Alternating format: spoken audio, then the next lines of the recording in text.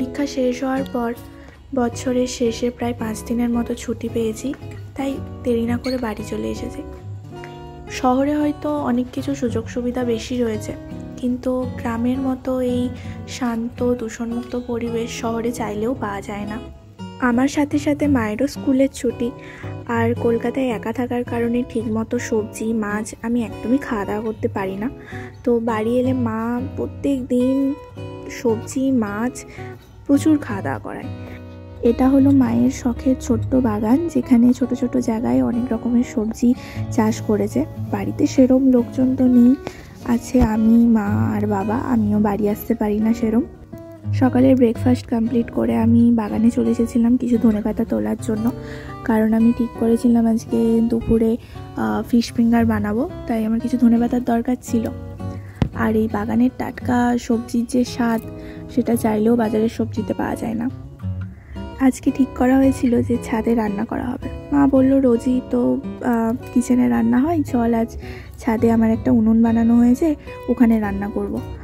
তো আমিও ছাদে চলে গেলাম। গিয়ে দেখছি যে 3 রকমের মাছ, মানে ইলিশ, পমফ্রেট, ভেটকি। আমি সব মাছ খাই না, কিন্তু কিছু কিছু স্পেসিফিক মাছ খাই।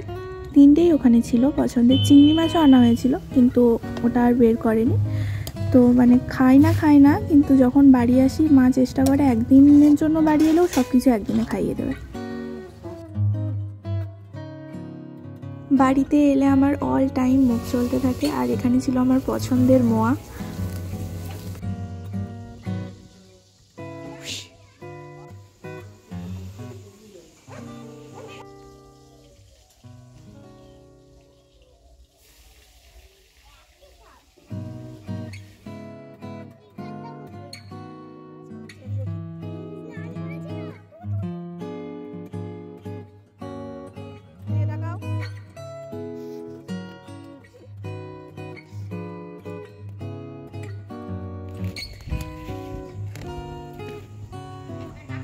দুপুরবেলার মেনুতে ছিল ভাত, বেগুন ভাজা, শাকের তরকারি, বাঁধাকপির তরকারি, মিক্স ডাল, ভেটকি মাছের ঝোল, ইলিশ মাছ ভাপা। বাড়ি এলে আমি চুপ করে বসে থাকতে পারি না, নতুন নতুন রেসিপি ট্রাই করার ইচ্ছে হয়। তাই সকালবেলা আমি ভেটকি মাছ যেহেতু দেখেছি, তাই মাকে বললাম যে ফিলে বানিয়ে দাও, আমি ফিশ ফিঙ্গার বানাবো। দুপুরবেলা মাছ ম্যারিনেট করে ফ্রিজে রেখে দিয়েছিলাম। ব্রেড ক্রাম্বস ছিল না, তাই বিস্কিট গুঁড়ো করেই আমাকে কোট করতে হয়েছে, তাই একটু এবড়ো খেবড়ো লাগছে, বাট ওটা ম্যাটার করে না, কারণ খেতে খুব টেস্টি হয়েছিল, কারণ আমি ম্যারিনেটের সময় ওর ভেতরে চিজ দিয়েছিলাম।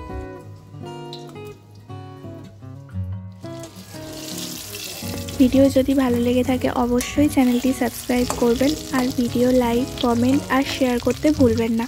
Thank you.